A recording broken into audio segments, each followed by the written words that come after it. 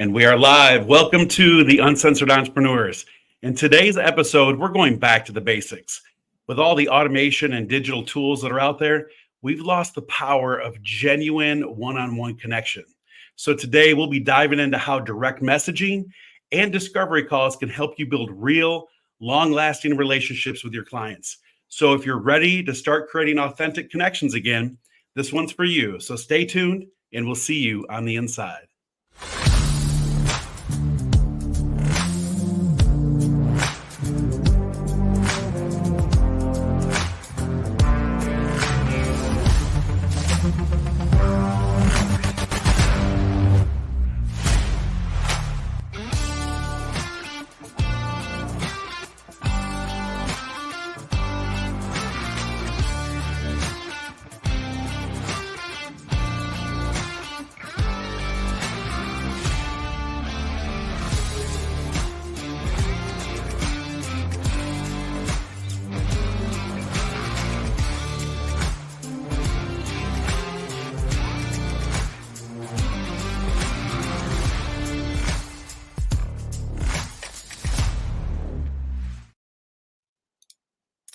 And welcome.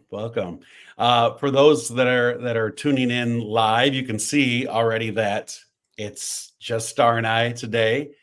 We've talked about this a few times on the Uncensored Entrepreneurs, that our schedules don't always completely line up, and that's okay. That's the world that we live in.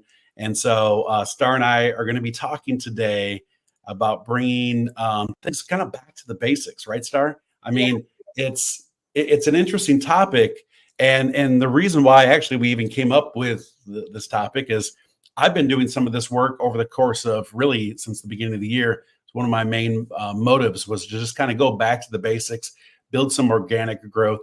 And what triggered it was I saw an excellent post that you had the other day that really talked about building your coaching practice again, building your group in an organic way, having more conversations. And so we're just going to be kind of breaking that down and talking about, our own experiences with both, the benefits of automation and auto responses even. And then, really how no matter what, it's important to still have this organic element built into your sales or your offering practice as well. So anyway, so welcome on today's episode. And Star, let's just kind of break down things just a little bit. Let's just to kind of open things up. Let's talk about this particular post that you had, right? What are some things that you're doing right now in your group where you're seeing some success, and how has that differed from a year ago? So literally going back to the basics, as Robert mentioned. So that is organic marketing at its finest. One of the things I focus on with my clients and myself is really growing an audience so that you can be that authority. That's really simple to do on Facebook. But even though you have that Facebook community, you also have to be involved in conversational marketing, as I call it. Robert is more nurturing his leads, as he may not want to even refer to them as leads. We have different dialogue that we use in our business. That's all right. Yeah, but we solve problems, Star. Yeah. We solve problems at the end of the day. That's what we all do. So. And we develop these relationships with people. And so people often say, Star helped me out even when I wasn't paying her, or before I decided to work with her. I was still providing that value. So going back to the basics, when I first started, I actually learned the DM strategy, which is, getting into Messenger, having conversations, connecting with individuals, and then booking those discovery calls, which I know Robert will talk a little bit more about. And that was how I first got my first premium clients, before I even started doing live launches. And all of those marketing strategies do work, but that organic piece is still required even in that. Yeah, absolutely. And like, so when we even talk about, it sounds like you're talking about a blend, and that's some things that we just kind of talked about offline, was this blend between, automation is still necessary, right? It still serves us. Otherwise, you would be at capacity. It would be really hard, even in today's age where you can hire a bunch of VAs to do everything for you. There's even so much capacity in that. And the risk is and again, nothing against some really good VAs out there that may be listening, but no one is going to be able to truly peel back layers and do a discovery call like you, as the coach, as the person running your business, your brand, and all of its products and services. So I like how you're blending the two together. I think that by saying, let's just eliminate automation altogether, that would be a kind of a silly response, because I know it streamlines many different processes in my business. Yeah. Let's kind of break that down for everyone. Like, what does that look like on a day to day? So when we talk about the basics, we talk about the new trends of automation. What does that look like in just a simple process flow for you, Star? So in simple, let's say tracking, okay? Tracking pipelines might be a little bit more advanced for some, but having a process, a pipeline, some sort of a tracking system where you have a sales process and you know exactly like where you're at in the stage with this person that you're in conversation with, or this person that you can provide so much value with that you eventually want to convert into a client. And actually, Robert, I was having a conversation with someone yesterday, and like you said, she booked a call on my calendar. Yeah. And we were just having a basic conversation about the struggles that she was having in her business. And she said that someone had referred her specifically to me based on what her complaints were. And she Nice. said, I'm severely overwhelmed because I have needs. I don't know, where I'm at in the process with them. And I feel like this is a good point because I focus a lot on Facebook and in the DMs. And she said she does in-person events. And just like what you were saying, Robert, so she's like collecting these business cards. She's on stage. She's also collecting email addresses. And so I don't want to get overwhelmed and distracted, but I get excited about these topics. So you can even Yeah, that's good. to scan a QR code and collect their email addresses from stage, right? So whatever these things are that she's doing, she just has a bunch. Like she said, I just collected 100 and something, and then now what, right? So she needs to have a simple process of where she's at in the phase with each particular person. And that's why she wanted to have a conversation with me. And again, it goes back to that basic having a pipeline and stages within that pipeline or stages within your sales process. Wow. That is so true. Okay, so we're definitely going to be opening up kind of a worms on this topic, right? You get excited about it, I get excited about it, and I think it's because as we continue to dive in deep with this conversation, and none of this is like scripted out, right? You and I are talking based on our actual experiences in the past and currently what we're doing, presently. It's things that we're actually seeing. We're seeing it both in our business, but we're seeing it in our clients as well, right? Because we typically teach them the things that are working for us, like right along the way. And so I think back, I want to step back just a moment. I think back to my early days in sales before social media was even a big thing. I did a ton of things. Like in my early experience, I did a lot of door to door, like actual physical knocking, right? And I think of this a little bit like that because although that was a tough business back then, I built huge relationships, like relationships that have carried forward all of these years, no matter when, what's happened in technology, no matter, what has, how people have pivoted along the way and restructured their entire brand and business. These relationships have stood the test of time. And so that's why we're having this conversation, right? Like the organic growth really has something special. You can build a funnel. You can build automation to go out there and pitch every single aspect of your product to fulfill the request, the order, the delivery, absolutely every single thing. People do it every day. People are very successful and make a great deal of money in doing that.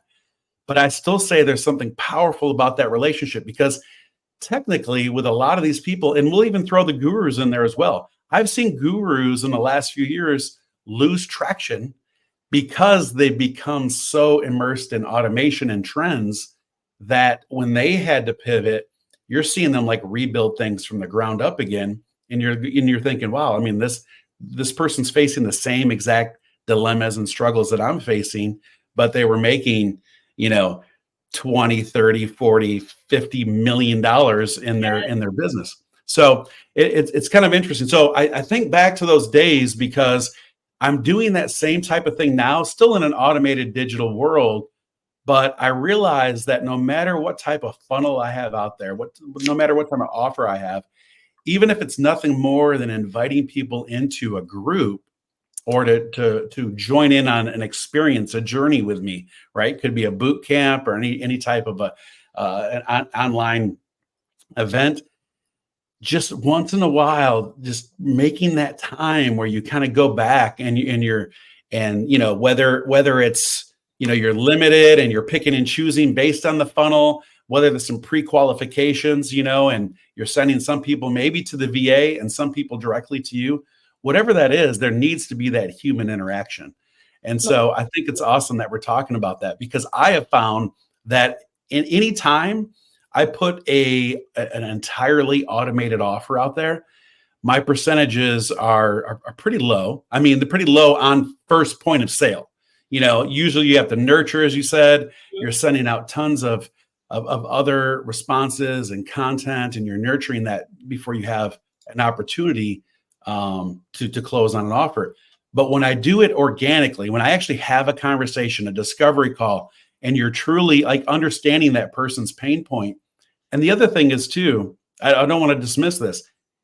There's something magical about whether it's a phone call or a video conference call on your calendar, that when you're talking to someone and you can see their interactions, both their energy, their excitement, maybe their pain, the sorrow that they're actually in. I mean, there's something powerful of being able to address that, like spot on that moment, and letting them know that you have a solution, right? That can solve that problem, or at least, if anything, make it feel a little less overwhelming for them, and helping them move the needle forward in both life and business. So anyway, I just think you cannot replace that no matter what. And we're starting to see more and more of that now, right? And not salesy, right? Because now they have this, they almost have this bond with you where they feel that they can refer people to you, they can come to you later. Maybe they're not ready to buy right now, but they feel some sort of a connection to where it's like, I really like this person. And eventually a lot of those people do become clients. And I wanted to go back to the point you were talking about the gurus too. Steve Larson played a big role in Russell Brunson's business, Yeah. as you know. And he is like, his first step right now is being down in the DMs, the DM strategy. So I saw that and I was like, okay, I'm definitely on the right path with redirecting my focus to building these relationships and having conversations and connections with people, because these are multi-millionaires who are actually in the DMs, right? Yes. And I know a lot of women they don't like the DMs for whatever reason. A lot of other industry leaders who are women have kind of downplayed that and said, you don't have to do that. You shouldn't have to do that. But as you said, Robert, times have changed, and it's a great way to build connections with people. It is. It is. And here's another thing too. I think there may be like a little bit of a stigma around the DMs, as you said. And I'm not even saying this is a gender. Yeah, I'm not even saying it's a gender thing. Yeah. But maybe you're finding, because I know you cater to more women in business, that maybe there is a little bit of a stigma around that because of past experiences, how those DMs are being used to kind of infiltrate relationships with people for the wrong reasons. I mean, there's all kinds of things that could happen. But I will say that's also a bonus, right? Because anytime you feel anything that seems to be off-putting because of using the DM strategy or text strategy, I don't want to dismiss that. We'll talk about that as well. That how powerful that you have the ability to already bring someone through a pre-qual, because anytime they ask something that just doesn't feel in alignment with you and your values, boom, they're gone, right? And so what an easy way to get somebody actually out of the DMs, or at least know that they're no longer someone that you want to prospect anyways. Exactly. And as Robert had mentioned, when I was in corporate, I was a director, and I was responsible for developing relationships and partnerships with hospitals in Southern California, all throughout SoCal. So I was on the road a lot, which was fun for me. I like to be out the office anyways.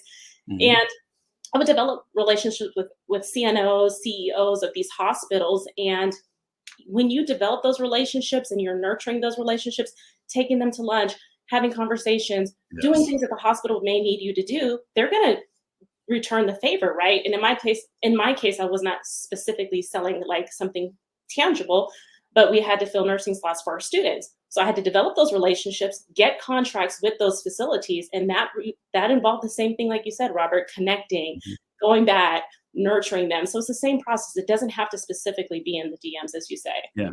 I was just at an event, a live event, speaking event, just a few days ago, last Friday. And one of the things we talked about is, although our lingo has changed, although, we talk a great deal about serving and solving problems and nurturing, we basically take those because they truly are like they're heart centered. It's what we're doing. Um, but at the end of the day, um, they're still a part of like the sales process, right? And so, and I know sales is such a bad thing, so we replace the word sales with or selling with these other things. However, the thing that was brought up at this event, every single thing we do in life. So whether you think you're in sales or not, every aspect of your life is selling. Getting your children to listen to you Is selling. is selling. If you're single and you're trying to court people, that's absolutely selling someone on the opportunity to have a relationship with you. So every single thing that we do, and so as you just stated, that although you were out there and you were more in a capacity of nurturing, that's still planting the seed and allowing people to feel comfortable, right? And doing business with you and joining your team and working for you in any capacity, whatever that may be. And I want to kind of bring it back to what you said earlier, or even if they aren't ready to accept the offer that you have, or maybe it's not even the right offer, quite honestly, if they have that conversation and it's heart centered, then like you said, they're more apt to refer you on to somebody else, or in the future, it could be a year later when they're actually ready to start a business or to do something different in their business. They're going to remember the conversation that they had with you, right? Exactly. Most people, I know for myself, even if I copy really good like content or any type of a copyright pitch, anything that I see out there, because we're constantly sampling ads, right? We're constantly grabbing little pieces from other funnels and conversations that just seem to strike, hot topics. Even if we grab all those things, I won't remember those things a year from now. Like they could be the best piece of content I've ever seen in my life. And a year from now, if you said, "Do you remember what I put, in that post?" I'm probably going to say no. But if you reached out to me and we had a conversation specifically about that post, I'll probably remember that conversation forever. I mean, that's just like the way things that typically work. So I love that. And so we're talking about, again, the power of personal connection in business, why it's so important, even in the digital age. We're seeing a lot of people, a lot of experts in their field go back to the basics. Star and I are absolutely practicing that. And so we've already kind of covered the fact that, of course, building relationships before transactions or with transactions allows you to foster those long-term relationships. Let's talk about, so automated systems can't replace all of the human interaction. Some people that are absolutely in the digital marketing space would probably disagree with us. There's a lot of really good AI stuff out there. AI is getting to the point where it almost has about 90% of that conversation nailed down, right? And with objections, and if I'm talking back and forth, or if I'm asking questions in any type of a service-based mode. But there's still that one piece. There's that one element that, like, if I on this conversation broke down and started crying, and I said, I had a coach before, I paid them $15,000, and I felt like that, like there was no connection. I felt like I wasn't able to be served in the right way, and I feel like I wasted my money. So I'm fearful of moving forward again with another coach. That AI is only going to take that conversation so far, right? So, but you and I, right? You and I can have these deep conversations, and I don't want to leave them out of the conversation just because they're not on today's show. But I know that Tina and Christina are having, they're doing those same exact things. They know no matter what, in any trend, we've tried to introduce automation in many different aspects, and some things stick, as you said before, and other things you just can't fully replace that human interaction, at least for the longevity, right? If I'm just selling a widget, maybe. And I've been having a lot of fun with that automation piece. I'll talk a little bit about that. Yeah. Yeah. So let's talk about that a moment before I actually get into the discovery call and a few other things. Let's talk about that automation piece, if you don't mind. Yeah, so I want to talk a little bit about the automation piece and go back to that sales piece as well. I don't want to forget that because I have a point on that too. So I'm using a tool right now that will automate certain parts of the sales process, which is the follow-up piece. So my initial interaction is a direct DM. It's not automated, and that's for a specific reason, because a lot of you guys are getting DMs where you can see that it's very it's the same message you're sending to everyone, and that is automated when you're seeing them doing that. So we make it a point not to do that. But our follow-ups are automated, and that leads me to the sales topic. 80%, and I'm reading this, 80% of sales require 5 follow-up calls after the initial contact, and only 44% of salespeople, which we are all salespeople if we're running a business, give up after 1 follow-up. Now, Wow. I'm engaging in conversations in the DMs, and now I have to remember all of these people that I have to follow up with. And you just saw that for me to convert them, I need to have 5 follow-ups at minimum. So we have a tool that tracks where they're at in the stage, and I will run an automation, and that automation is just doing the follow-ups for me, because the follow-up is just a very simple, hey, did you see my message? And a lot of people also fall off the DMs when somebody doesn't reply. Unless they tell you no, that does not mean they're not interested. So I stick with that model. And I know that that does not mean they're not interested because they saw my message and didn't reply. And oftentimes with the follow-up, then we will get a response. So that's one thing. And I've had some great fun in playing with voice AI in Messenger as well. So that's been really, really cool to be able to play with that as well. And people are quite intrigued by that. So that also opens up more dialogue. But of course, like, I'm in the business coaching space when it comes to marketing. So for them, it's like, oh, I want to know more about that, right? So any way that you can use automation to help you accelerate that lead nurturing process is very important. Even if you have a VA, like Robert said, I still have to come in personally. I'll drop voice audio so they know I'm involved in this process. They are talking to me. I know exactly where I'm going to call it a lead, but the person that I'm, establishing a relationship, where I'm at in that process with them. I love that. I love that. You mentioned a couple things that I want to address. One, you started by saying when you receive the same automated DM, and I tell you what, right now, I won't even mention the companies, but there's definitely a trend. There's this trend where there's about 2 or 3 companies that are teaching everyone, here's my library of scripts. Do not deviate from it. This is a proven system. This is what you use. And that may be true. That may actually be true to a point, meaning that they're really good scripts. The thing that it doesn't allow, and it's not even addressing, is that most of us are in some of the same overlapping circles, right? The same tribe. So I know this has happened to you. It's absolutely happened to me, where you receive, hey, Robert, blah, blah, blah, blah, blah. And then the same, I mean, verbatim, every single, punctuation, it comes to you from 3 or 4 or 5 other people, right? And that is it could be probably the best product out there. And when I see trends like that, unfortunately, I automatically kind of just have my internal guard up. It's like, it's probably not a product for me. It's probably not something that I want to look into any further, because if I'm already feeling this way, why would I jump on that same wagon and send out the same exact DM to the rest of my circle, right? So that's just again, maybe it's my personal preference, but I just find that it becomes saturated, right? It starts that circle continues to overlap, and before you know it, everyone's doing the same thing, saying the same thing, right?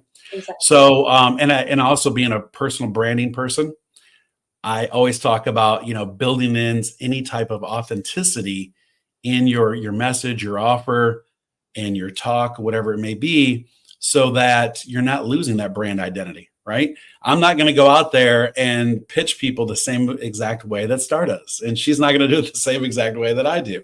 We may use some of the same techniques, but I think it's really important to have that piece. So that's one. And the other thing I wanted to make note is you talked about the voice message, even if it's pre-recorded or any type of an AI type message. And I love that because once again, you're still building that authenticity piece, right? The personal branding experience into an automated response. And I think that's perfectly fine. It's also why I'm a big advocate on video. I Mhm. used to use this feature a lot in the last 3 years. I don't know why I got away from it. Probably following another trend, or I pivoted. I'll probably come back around to it again. But I used to leave like little. They're called bubble messages or bubble leads. Where they were just a pre-recording, and it just if we had a little thing, it'd be like, thanks, Star, so much for getting on the call with me today. I'm super excited, and if you have any questions, click here. And if you'd like to do another follow-up or you're ready to get started, click here, right? And so, but it still was me. It was still on video. It was still authentic, the message. It did not have to be me recording that message, for 1,000 people today. So, but anyway, so that's a very powerful thing. Want to talk about, I mentioned in the beginning a few different things. I know we're just talking about DMs. We're just talking about direct messaging. I think that we could include text messaging as well. We know that text messaging can be very powerful. It actually has more of a statistically more of an open rate than direct messages. However, the only thing that kind of puts them back into kind of level playing grounds is regulations, red tape, and all the things that kind of fall along with that. I know that I get a ton, like in the last 2 years. It doesn't even matter if I put my phone on the do not call list. It doesn't matter if I, even respond back with stop, do not text me anymore. Any type of an end message, whatever. Am. People are not adhering to those things, right? So, are you finding that as well, Star? Yeah, definitely. I'm getting a ton of spam. And I really like that idea, Robert, where you talk about the text messaging. I did a promo, it might have been about a year and a half ago, and I couldn't keep up with it. But now, like you mentioned, we have a lot of AI and sophistication and things that have gotten more advanced. We had it then, but it's more advanced now. And Yeah. this particular workflow, it's like they come into the community, they answer my questions, and I have them fill out a form where they want to have some sort of, you could do like an audit or some sort of a report that you give to them. And actually, it was working quite well. So they are actually legally opting in for you to text them versus me emailing them this. And that would enable me to have better conversations with them because we know they're not going to miss that text message. And so I'm going to be looking at deploying that strategy here now, that I may have the capacity to be able to deliver those results at a higher volume. Yeah, absolutely. And you know what? Some people just, I think it's really good. That's just one of the qualifying questions that I have in there anyways, is really understanding how people think and what their preference is. The reason why we have so many forms of media and ways to connect with people is because at some point in time, not only was it a trend, people preferred it. And not everyone's the same. I have people that still will open their emails. They will absolutely look at all their emails. They'll open them. They prefer to receive a newsletter or one of my magazines in their, email, and they look forward to that, every single month. There's others that I know that get, again, so much spam mail that they'll filter those things out, and they really won't open them unless it's me directly prompting them to do that. And that goes right back to what we said earlier with the direct text or the direct message saying, hey, Star, thanks, again, for that conversation we had the other day. I'm sending you some information. I want to make sure that you received it. Exactly. Have you had an opportunity to look at that email yet? So it still takes like that one little extra step. I will say, though, based on what I just said there, you could automate that. And it sounds like it's kind of what you're doing as well. So that's a good opportunity to still put it out there. But you need to kind of have this trifecta. Just one method is not working for everyone nowadays. I also know people that just prefer text. Like if it's something of urgency or some type of information, they'll respond immediately to it. I've had some great responses from that.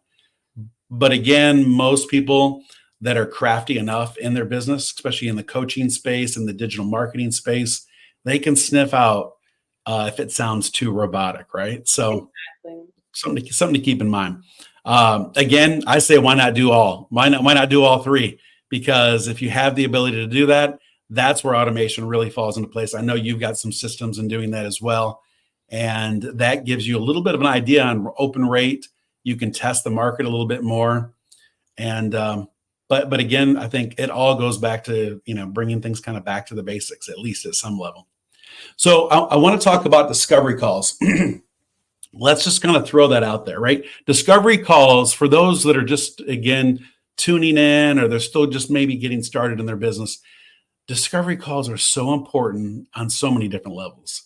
I like to think of it in three like major levels. One, it allows you to build, how do I want to say, a little bit of rapport with that individual, just on the surface, right? Just a little bit of rapport, so that you're getting to know one another. The other thing is, it allows you, though, to pre-qualify based on whatever your offer is. I have spent, and do you guys remember me talking about in February, big event that I put out there? I was so excited, and I was booked, right? I ended up with 73 booked calls just from that one event. Mm-hmm. And it took me forever. It took me weeks to get through those calls, just because of my schedule and my calendar. And I realized that out of 73, only 3 people even pre-qualified for the offer that I had. So I'm not saying it was a waste of time, but if I would have had something else in place to do some of the pre-qualification ahead of time, before I got onto the organic conversation, I could have saved myself weeks of time, right? Still being able to serve them, but also realizing that they weren't in the space that I was, currently in. So, have you found that same kind of issue in your Yes, business? definitely getting on calls with people who are not qualified and maybe not even a fit. Maybe they like you, or they heard one thing that you said and they're interested in that component, or something that you've done in your life or business that you can't even serve them on. So obviously we do want to have some sort of form for them to fill out that will Yes. evaluate whether or not they're a fit. Sometimes they're still not a fit, even if they answer those questions the way that we think they're going to answer them. But you can also email and cancel those calls if they're not a fit. I just encourage that if you're going to be doing that, that you have somewhere to refer them to solve Yeah. the See, I don't have the heart, right? I don't have the heart. We talk about, like, one of the struggles as a coach is, I am a natural empath. So it's like, once I book that call, or once I even know that they have a particular problem, a roadblock in their business, I feel like I need to serve them all the way through, at least, even if I am handing them off. It's kind of like I am now the ambassador to this world that's going to solve your problem, right? Yes. And so it is tough. So I like, though, you had mentioned having some of that discovery pre-qualified in questions. Maybe it's actually in the booking call itself, right? So you could follow up immediately and say, answer these, 6-8 questions. It gives me a little better idea of how our conversation is going to go. The other thing is, too, it'll allow you to come a little bit more prepared with the mindset of what's going to happen in that conversation. Exactly. So, but anyways, a lot of things that I've learned, again, over the years, just trial and error. But the discovery call, the other thing is, and I've really adopted this, and I love this idea. Go into a discovery call with the mindset of service rather than selling. Yep. Right? So that's the main thing. Like, always go in with a mindset of serving rather than selling, so that, again, you're not just pitching and cramming a product. And the other thing is, as you said, Star, building this collaborative network, building good, strong joint ventureships with others, understanding that, like, the way that the products and services you have, Star, are different than the products and services that I have. And so That's an important piece in this journey of relationship building, in the discovery calls, and all of these things that we're talking about, because there may be a better fit for that individual. And I would much rather execute that immediately. Tell me a little bit about yourself. That's excellent. Let me share a little bit about myself. And if there's not an alignment, by the way, I do know someone that's in that business. I know someone that started brick and mortar and now sells their products and services and helps other women start their business from home with the ability to, to create an independent lifestyle. I would love to introduce you to Star. So I think that it's perfect to do that. The other thing is too, even with a handoff, even if you feel like you're leaving something on the table, two things could happen. One, the person you've built a relationship with may compensate you in some way, regardless. They may do it, if it's not monetarily, they may do it in just a trade of services as well, or an exchange, doing the same thing back and forth with leads and opportunity. But if anything, that person, you've done them a service, they will absolutely remember you for life. And so the other thing that I wanted to kind of just blend into this conversation is when we talk about the organic opportunity, it's the one thing that really can be captured more in that organic method than an automated method, and that is the testimonial. Yeah. So now if I follow up, right now, if I follow up with this person that I've introduced Star to, and even if it's right off the go, right? Even if at the end of the day, Star, even if you can't solve their problem either, if I immediately capture that testimonial based on, we had a great conversation. And if you feel like I was able to help you solve, some problem, or at least the next step in your journey, I thrive on testimonials. If you could just, even send back a one or two sentence testimonial, that'd be great. Or if you do like recording, I'll take a recorded call as well. But those things are so powerful. And I don't think we capture those on the day-to-day as much as we should. Yeah, definitely. And also I wanted to point out, Robert, that a lot of the pre-qualification can happen in Messenger as well. You can go back and forth with voice audio with them, or text, whatever your preference is. Some people don't like voice audio, some people do. But a lot of that can happen before you take them to the actual discovery call. And you can kind of see if they're a fit before even getting to that point. So we've done that sometimes in my business as well, which has worked really well. But I do like what you said about developing those joint ventures, because sometimes we might get on the call with them, they're not a fit, but now it's like, okay, I have these other products that I sell. This might be a fit for you, or they might be a perfect fit to be an affiliate. And now they've got an affiliate link that you've given them, and they're now promoting some offer or some product that you sell. So there's still a lot of benefits in actually getting on those, face-to-face calls with people. Yeah. Let's not forget the basic, right? The basic is it's not just who you know, but it's who they know. Yeah. And so that's another thing too, right? Like you could have a great conversation with someone. I have a couple people I can think of now that just aren't the right fit. They're, maybe they cater to just a certain gender, a certain demographic, a certain whatever their target market is. It is not fully aligned with me, but we have such powerful conversations that they've referred me a ton of business, right? Yeah. Just because they feel comfortable with knowing that I'm going to take care of the people they send me, and vice versa, right? I know now that they're so niched that I have the ability that if it's a female nurse and that is their target market, that I'm going to refer female nurses to them. So yeah, absolutely. And so one of the things I think that, overall, unless you had a couple other points you wanted to bring up, one of the things that I didn't want to forget to mention was the follow-up. So that is extremely important in that process. So when we talk about this organic method of cultivating opportunity, building relationships, nurturing, whatever that may be, the follow-up is so key, and we forget to do that. I mean, I hate to say it. It's like we're in the zone. There's a product, there's a service. We're even solving a problem. We're doing our best in serving this person.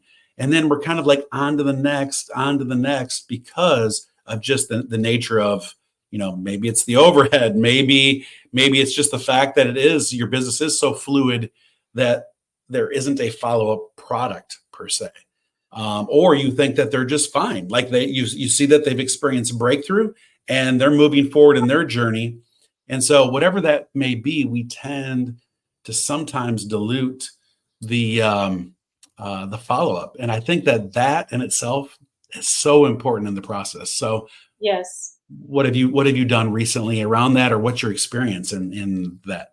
So my process it's pretty unique. So I have 3 phases of my process. So within wherever you're at in that particular system, I have 3 follow-up phases per those 3 phases. So I'm going to do at least 9 follow-ups depending on where they're at in the phase. Now, of course, if the person's not interested or something like that, that's another story.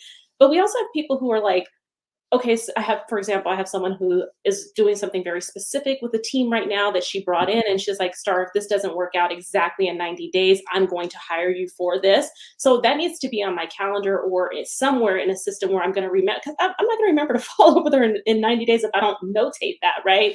So Right. that's why I'm just Automation. You have to build in automation there, right? exactly. Or even, you can use a spreadsheet as well, or your Google Calendar for specific leads to follow up with them on a specific date if you're not ready for more advanced tools. The point is that you definitely need to have a system. What is your process going to be? What are you going to say in those follow up messages? How often are you going to follow up with them? And we have people who are like, okay, can you message me in a month? Okay, I need to remember that I've got to send this person a message in a month. And they're very serious too. So I Yeah. take them very seriously, but I need to know when I'm going to be able to do those things. So basically having a follow-up process. How many times are you following up with regards to what exactly? Do you need to add notes to that? So you can use a tool, you can use a spreadsheet, but you definitely want to know where you're at, and don't forget to follow up with that person, because you could lose a sale, or you also promise them, right, that I'm going to get something back, to get back with you on something, and you definitely want to deliver on that as well and be Yeah. professional. More important than losing the sale is losing that credibility, right? That opportunity of them referring you to others, or knowing that you're that person that really not only solved their problem, but like took care of them in the future. And I'll admit, like I'm the first. I tell everyone I'm not, by no means am I infallible. That I haven't done these things. I have missed opportunities. I have, ruined. I shouldn't say relationships entirely, but I know that I've been off the mark before because I did not follow or stick to my process, whatever that may be. Yeah. And by the way, in business, so that people can kind of connect with that in a real sense of terms, that's why automation and the calendar aspect, or having a process, as you said, you could even be a spreadsheet, but really, really just being consistent with that is probably one of the most key elements to your business. Even I'll even say it's probably just as important as your daily sales activities, because you're leaving so much on the table. And I know a ton of people, especially in the service business, that will tell me they're just not getting enough sales. And I'm always like looking at their process and going, well, how often are you talking to the people you've already served? Right. Hmm. And when the answer is, well, I haven't, I'm like, there's your opportunity. That's what you're missing. It's not just pulling in new leads. It's still consistently nurturing and serving the people that you have already talked to or served. And that's Um, exactly what I work with my clients on right now, Robert, in developing this entire process. The first people that I have them approach is developing a list of 20 to 40 people that either they've worked with in the past, they've had some sort of discovery call. Go back to your calendar on Calendly and pull those leads up that you've actually talked to. And those are going to be it's going to be more likely that you're going to get more conversions from that group of people who are like more connected with you, which is what Robert's been saying. Have those discovery calls. They've seen you on camera before. They're going to be open to that conversation in Messenger. yeah, absolutely. Absolutely. Is there anything else that you would want to kind of address or put out there for anyone? Yeah, I just want to say that if you're discouraged by following up with people or nurturing them in the DMs or in person, as Robert, I know Robert's been doing a lot of connections in person, which I highly recommend if that's something that you're able to do as well, is to go back to your original roots. Because I know for me, Robert, I stopped the whole I used to do the DM strategy years ago, and then I got into conversion events, which I still believe in, and I think they're very efficient and effective. And I said, okay, I don't want to do this anymore because it's not working. If you're feeling like something's not working, there's probably something missing and you need to figure out what that is. And so once I was able to solve that problem, then now I'm like, okay, I love this system again. And that's, Yeah. how I like to run my business. Absolutely. Absolutely. I will leave. I will close out with an action. I normally don't do this on the show, but I'm going to challenge everyone that listens to this live, or anyone that actually listens to it in the future, any kind of pre-recording. My challenge to you is this: if you find that like you're just not building traction in your business, or things have kind of dried up and you're stagnant, you're not sure like where the new leads are coming from, you're working on a new funnel, all these things, it's okay that you continue to work on that new process. But if you need more opportunity, I challenge you to pick up your phone, or of course you could do it from your laptop as well, and just look through that entire list, like months of conversations that you've had with people in Messenger, any type of a sales activity, any type of maybe an activity where someone just came in and they were talking to you just a little bit back and forth, prospecting, feeling things out, maybe a referral. But just start clicking through those and leave a voice message, right? It's so powerful. It's amazing that something that simple, when again, kind of talking about the organic growth, it is probably the highest rate of closing when I can say, hey, Star, I know it's been like 3-4 months since we spoke last. As a matter of fact, I can't even remember where our conversation left off last. But I'll tell you what, this is what I'm currently working on. These are things that I'm currently doing. And I would love to be able to have another conversation with you around this. If there's a way that, if this resonates with you, if this is a way that, you and I can just get on the phone again. And if anything, just have a couple good laughs. That'd be awesome. Like, make it sound as natural as possible, and put it out there, just letting them know. And sometimes there can even be, and I'm going to say, use this for the last resort in your business before you close doors. I always tell everyone that low-hanging fruit, right? Even if it is a pitch, be like, hey, Star, here's the situation. Business has really sucked lately. I'll just be honest, right? But here's what I'm doing. I know that you really enjoyed your time with us, a year ago. I'm putting on a boot camp. I'm trying to get as many people into that boot camp as possible. And in doing that, I've got an amazing offer for you. I'm going to cut that price down majorly, but I'd like to have a conversation with you first. How does that sound? Just something like that is so powerful. And in most cases, unless they just absolutely did not like anything that you had to offer, or there was no synergy, or it's just a bad time in their life, most people will respond. Even if it's, this isn't a good time, or next Thursday just isn't going to work for me.